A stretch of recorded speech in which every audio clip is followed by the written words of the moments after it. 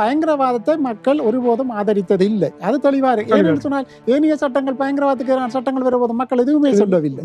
ஏன் இந்த பயங்கரவாத சட்டத்தை இருக்கிறான்னு இந்த சட்டம் அதனுடைய செயற்பாட்டினால் அபியூஸ் பண்ணப்படுறதுக்குரிய வாய்ப்புகள் கூட இருக்கிறது. மற்ற இந்த வரவிலக்கணம் மிகவும் பரந்தது.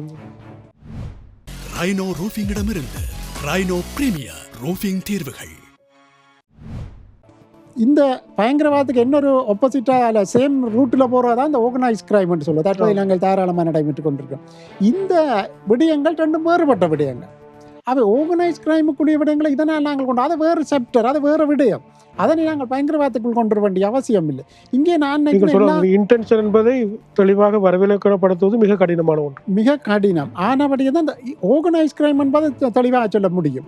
ஆனால் இந்த பயங்கரவாதத்தை கொண்டு அதனையும் இதுக்குள் மிக்ஸ் பண்ற மாதிரி இருக்கிறது இந்த செயற்பாடை போகிறோம். அதுவும் இதுக்குள்ளே வந்து விடுமோ, ஆர்கனைஸ் கிரைமையும் இதுக்குள்ளே கொண்டு வந்து விடுவார்களோ, கொண்டு வர முடியுமோ என்று பார்க்க முடியும் என்ற ஒரு நிலைமைக்கு வருகின்றோம். ஆனபடியே தான் இந்த எந்த குற்றங்களையும் இந்த விடையில் கொண்டு இதன்களை டிடென்ஷன் ஆர்டர், ரிமாண்ட் ஆர்டர் எடுத்து நீண்ட காலங்களை தடுத்து வைக்கக்கூடிய வாய்ப்பு வந்துவிடும். ஆகவே திருப்பியும் மீண்டும் அந்த பிடிஐகளே நாங்கள் பட்ட அதே சிரமங்கள் இதன்களே வந்துவிடும் தான் மக்கள் இதனை முற்றாக எதிர்க்கிறார்கள். டிசம்பர் மாதம் இது ஒரு பகிரங்க வரைவாக வெளிப்படுத்தப்பட்டிருந்தாலும் சாதாரணமாக ஒரு சட்டம் இவ்வாறு பகிரங்கப்படுத்தப்படும்.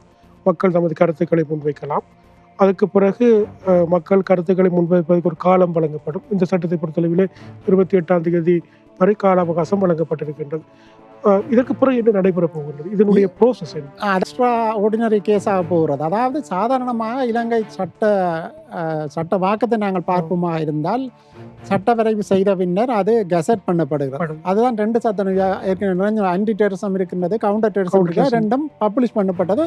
அதனுடைய கருத்து பொதுமக்களுக்கு அவர்கள் அரசாங்கம் அறிவிக்க இந்த சட்டத்தை நாங்கள் கொண்டு வர போகிறோம். அதன் பின்னர் அதாவது வெளியிடப்பட்டு 7 நாட்களை பிறகுதான் அது பாராளுமன்றத்துக்கு செல்ல முடியும்.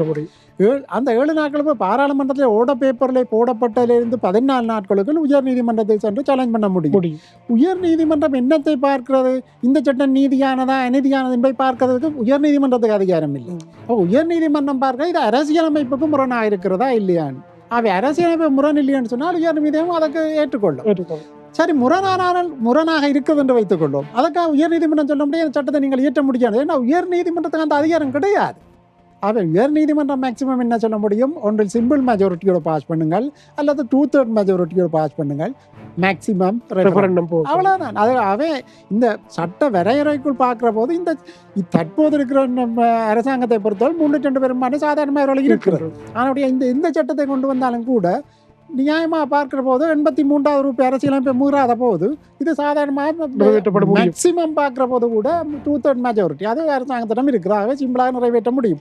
ஆனாலும் இவர்கள் இந்த முறை இதை போட்டிருக்கிறார்கள் பப்ளிக். இது ஒரு தெளிவான வேறு வழியில் செல்கிறது. அதாவது முதல்ல இவர்கள் சோதிக்கிறார்கள், மக்கள் என்ன சொல்ல வருகிறார்கள். அவை மக்கள் இப்போது கொடுக்குற அந்த ஆய்வுகளை எடுத்த பின்னர் மீண்டும் இது திருத்தப்பட போகிறது. திருத்தப்பட்டு வேறொரு சட்டம் ஒன்று கொண்டுவரப்படும். வரவில்லை. இது முடிவானதல்ல.